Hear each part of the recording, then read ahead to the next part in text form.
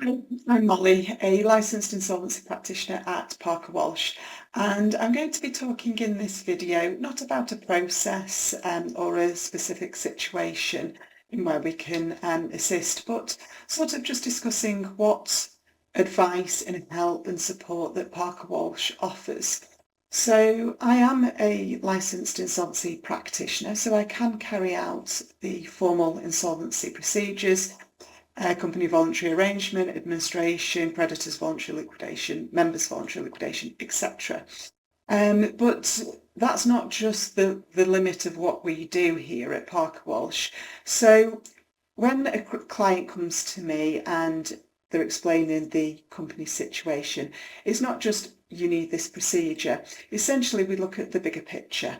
So does the company have employees? What's the relationship like? Most of the time, the director's known them for years, the staff have been loyal, and they've become friends over time.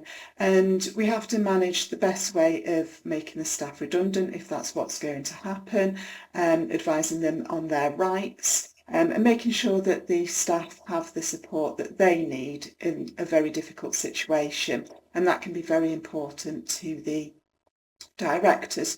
There can also be the director's personal situation as well.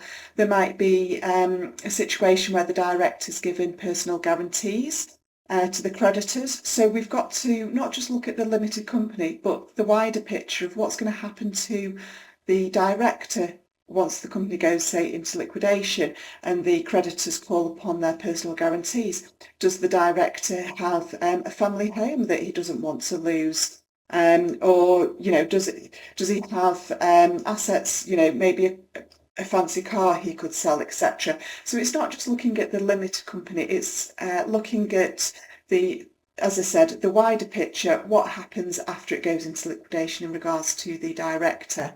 There might be an overdrawn director's loan account. So again, it's looking at whether or not the director can repay that, what's the director's personal situation. And it's important that these areas are covered because the director is, in a very stressful situation, which we do appreciate, and we've got to get the best strategy in place. We can't have any unknown factors. You can't put the company into liquidation and not know what the creditors with the personal guarantees are going to do or what's going to happen with the overdrawn loan account. You have to understand what the position is of the liquidator and how it's going to be, and then have a strategy in place for that, for your peace of mind, and also so that the creditors can understand what's going to happen. So we do look at the wider picture.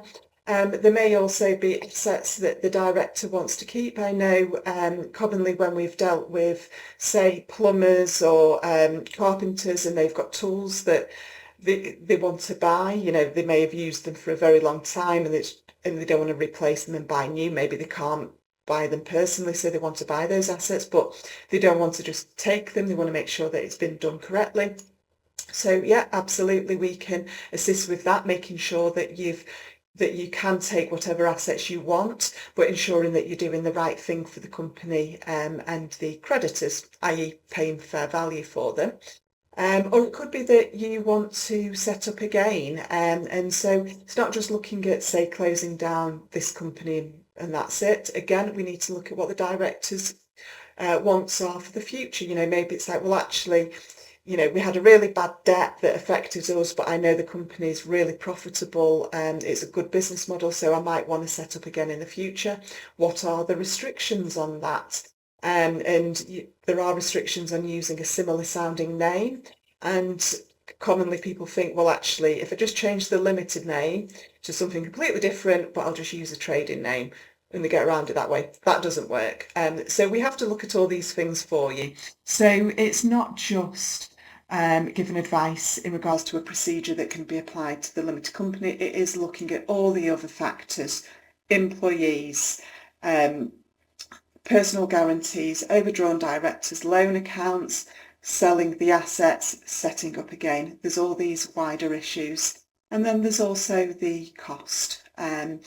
We have to make sure that it fits for the company. So obviously, if the company is larger, has lots of employees, lots of assets, lots of things that need to be dealt with in the liquidation, then of course the fee is going to be higher and reflect that. But we will also try to keep the fee as low as possible when there's no assets whatsoever. So there's no cash at bank, there are no assets to sell, and the directors funding it themselves, and they're also struggling. Because you have to remember as well, in these scenarios, if a company is going into liquidation, chances are the director doesn't have a lot of personal money either, because he's most likely been putting the money into the company. So we have to be commercially aware of that, and we will try to keep it as low as we can. And our fees are we can go as low as keeping it round about the same fee as a compulsory liquidation, which is supposed to be sort of a cheaper option. So we try to match that where possible. But I just wanted to give an overview as to what Parker Walsh offers. So as I said, it's not just as simple as doing the procedure. You do need a licensed insolvency practitioner, which is myself, and then we have a dedicated team as well. But I'm always available to the directors, so you can speak to one of the qualified case administrators in the office. They've got lots of experience and they will work with you on a day-to-day basis, but I'm also available. So if there's something that you want to discuss, or you feel as if the advice you've received recently isn't quite right, or it's not covered everything, feel free to get in touch. We're more than happy to help. Okay, thank you.